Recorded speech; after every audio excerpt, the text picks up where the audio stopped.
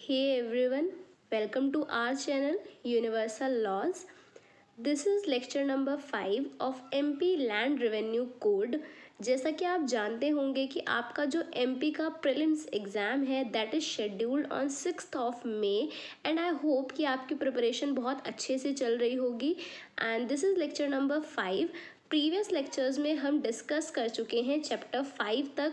हमने अच्छे से समझा कि क्या क्या डेफिनेशंस इम्पॉर्टेंट हैं, किस पर्टिकुलर सेक्शन से किस तरह का क्वेश्चन पूछा जा सकता है in prelims exam as well as in mains point of view. सभी कुछ अपनी वीडियोस में हम ये सब डिस्कस कर रहे हैं. एंड अगर आपने हमारे प्रीवियस लेक्चर्स नहीं देखे तो इस वीडियो के डिस्क्रिप्शन बॉक्स में लिंक अवेलेबल है, वहाँ से आप सभी प्रीवियस वीडियोस देख सकते हैं. Whether it is MP accommodation act जिसको हम कम्प्लीटली पढ़ चुके हैं and with the help of handwritten notes Telegram channel पर आपको फ्री ऑफ कॉस्ट हमने प्रोवाइड किए हैं. सो आप अकोमोडेशन एक्ट पढ़ सकते हैं, कंप्यूटर, इंग्लिश सभी कुछ हमारे चैनल पर अवेलेबल है. So watch our videos and links given in description box. Okay, so आज हम पढ़ेंगे chapter 6 that is land and land revenue, कि किस तरह से लैंड रेवेन्यू पे किया जाता है एंड कौन कौन से ऐसे लैंड्स होंगे जिसके रिस्पेक्ट में लैंड रेवेन्यू कलेक्ट किया जाता है. ये सब कुछ हम चैप्टर 6 में पढ़ने वाले हैं. छोटा सा ही चैप्टर है. Okay, so section 57 that is state ownership in all lands. देखिए, जो भी सब भूमि है उसकी ओनरशिप किसके पास है. ये बहुत सिंपल सा लॉजिक भी अगर आप सोचें तो जो भी लैंड है सारा का सारा ये लैंड ये वेस्टेड होता है in the state.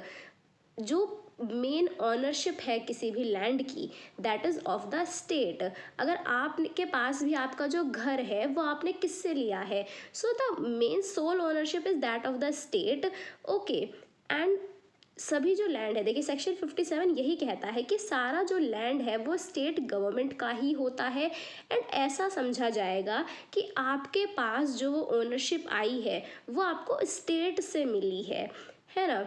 And it is hereby declared that all the land including standing and flowing water, कि उस लैंड के ऊपर जो भी पानी बह रहा है समझिए, या फिर कोई भी माइंस उसके ऊपर हैं, या कोई मिनरल्स उस लैंड से अगर मिलते हैं, या कोई भी वहाँ पर फॉरेस्ट वगैरह है, तो इन सभी का जो अधिकार है वो किसके पास होता है, वो भी स्टेट गवर्नमेंट के पास ही होता है.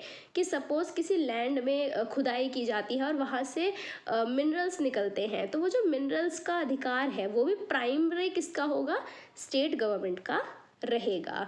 तो सेक्शन 57 केवल आपको बेसिक बात याद रखनी है कि सभी जो लैंड है उसकी ओनरशिप स्टेट के पास होती है. यहाँ से आपसे क्वेश्चन पूछा जा सकता है रिगार्डिंग द सेक्शन बेस्ड, कि किस सेक्शन में ये बात कही गई है. Then we come to section 58 that is liability of land to the payment of land revenue. कि किसी भी लैंड की ये लायबिलिटी होती है, ये दायित्व है कि उस लैंड से लैंड रेवेन्यू पे किया जाए.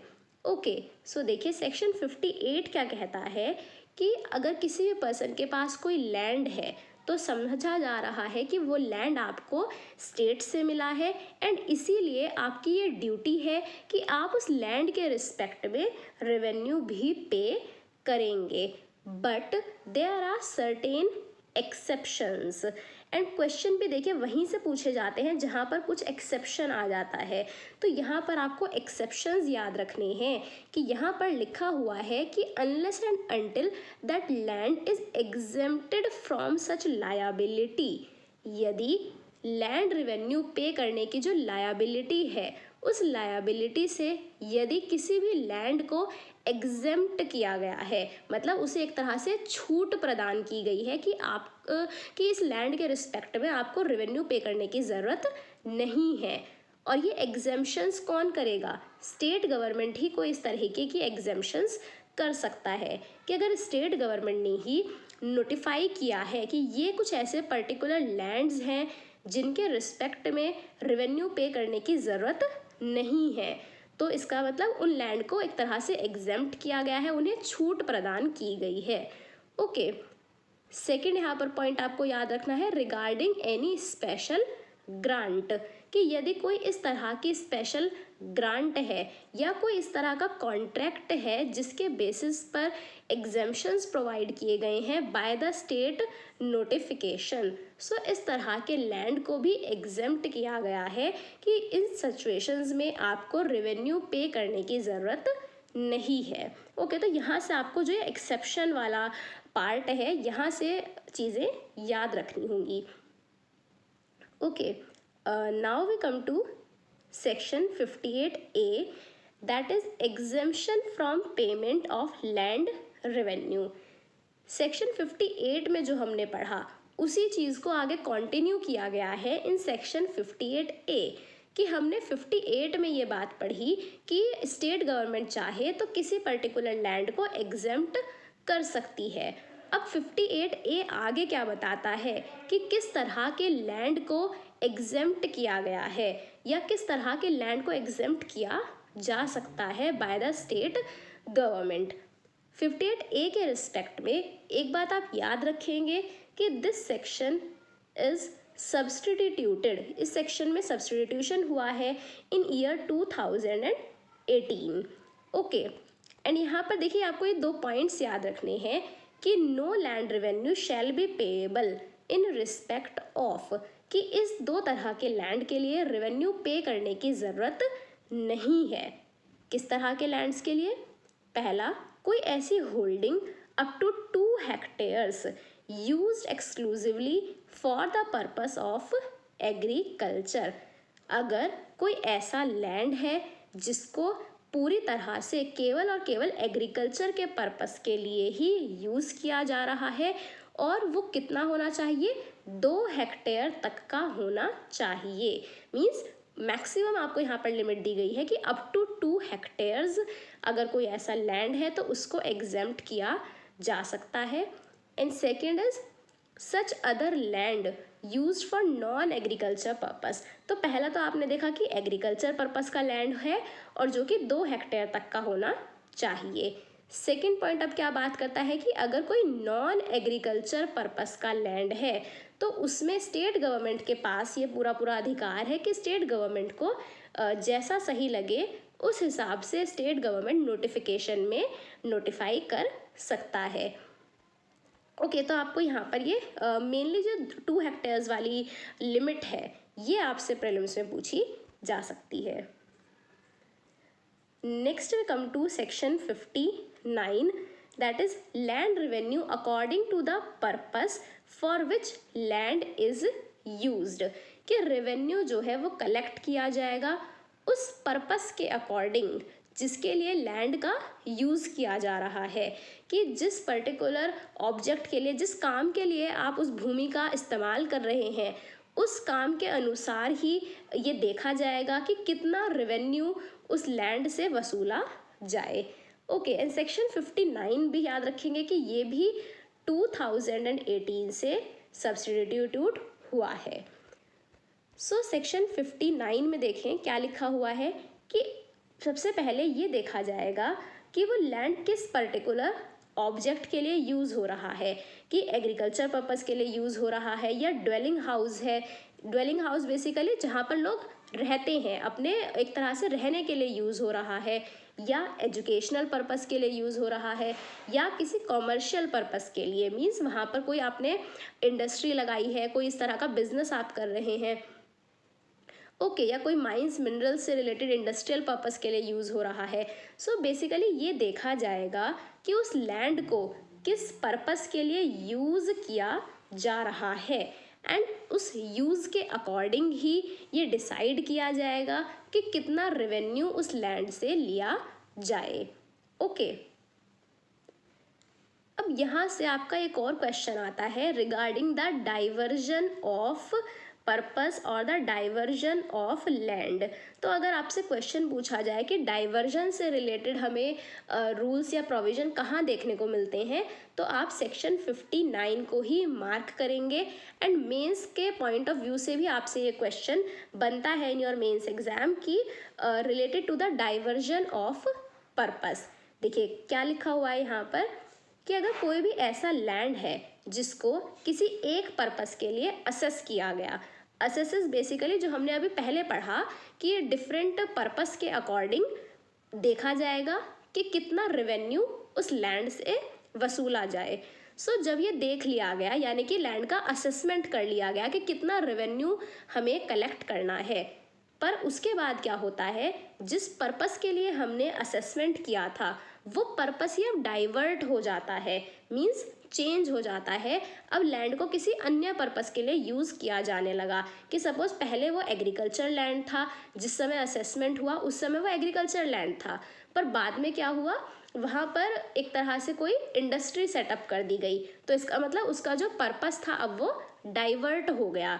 तो इस तरह की डाइवर्जन की सिचुएशन में क्या जाएगा, बेसिकली आपसे ये प्रोसेस ही मेंस में पूछा जाता है कि डाइवर्जन के सिचुएशन में क्या स्टेप लिए जाएं या क्या एक प्रोसीजर फॉलो किया जाना ज़रूरी है। तो यहाँ पर आप याद रखेंगे, देखिए सबसेक्शन 5 ध्यान रखें कि अगर कोई भी लैंड एक पर्पस के लिए यूज़ किया गया था, असेस किया गया था और उसके बाद उसका डाइवर्जन हो जाता है टू अनदर पर्पस, तो ये ड्यूटी भूमि स्वामी के ऊपर इम्पोज की गई है।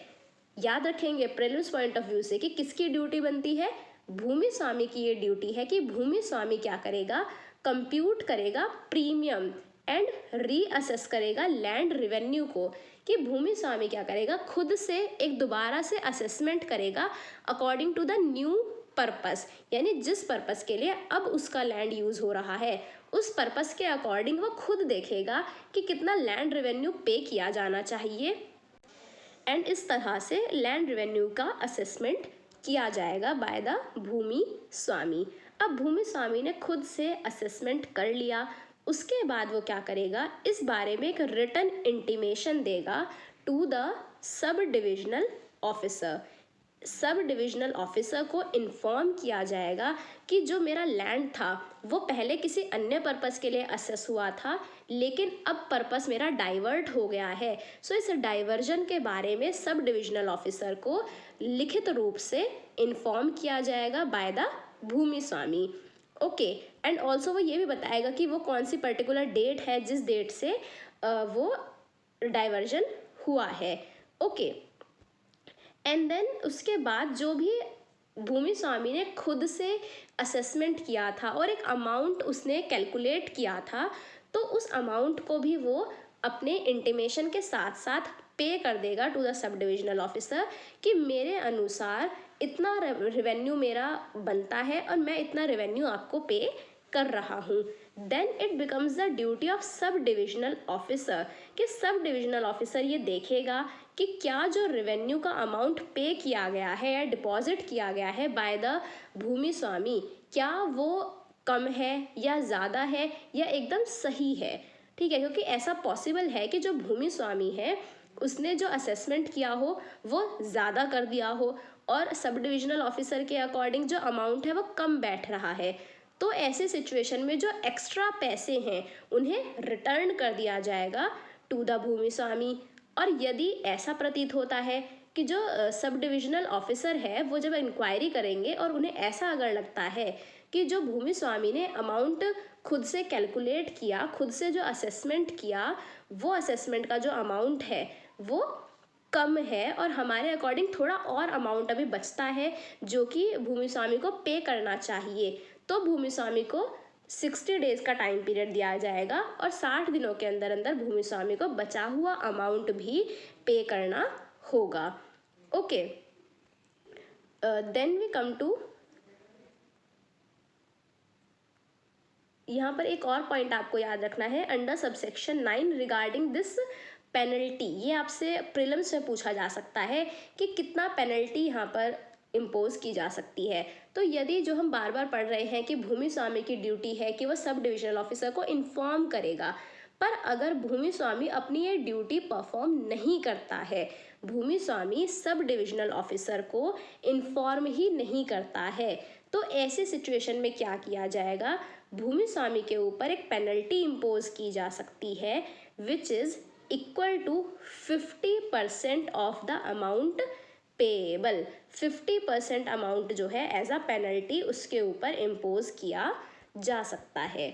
Okay, then we come to, अब देखिए इतना ही आपके लिए इम्पॉर्टेंट था, बहुत ज़्यादा डिटेल में फॉर प्रीलिम्स एग्जाम अभी इतना पढ़ने की वो नहीं है आपको, आप वहीं से प्रोविजंस में आपको टिक करा रही हूँ जहाँ से क्वेश्चन बनने के बहुत ज़्यादा चांसेस हैं और बार बार रिपीटेडली यहीं से क्वेश्चंस पूछे जाते रहे हैं।